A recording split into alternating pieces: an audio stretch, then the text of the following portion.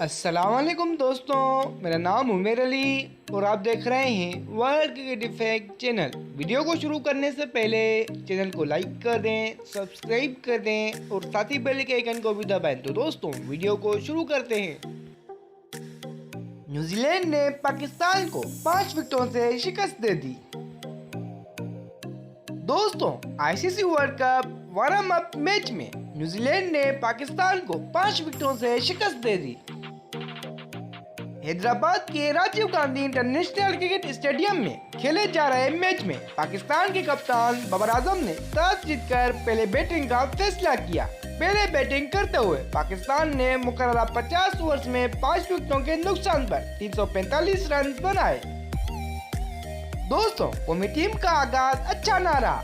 Opener Imam ul Haq 10 गेंदों पर match 1 run के मेहमान साबित हुए, जबकि अब्दुल्ला शफीक 14 रन बनाकर आउट हुए। ताहम कप्तान बाबर आजम और मोहम्मद रिजवान की पार्टनरशिप ने शानदार बल्लेबाजी का मुजाहरा किया।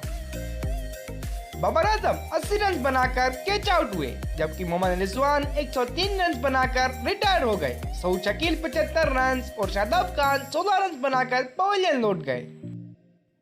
दोस्तों 18वें ओवर में बारिश के बाद मैच को रोक दिया गया। ताहम 45 मिनट के वक्फे के बाद मैच को दोबारा शुरू किया गया।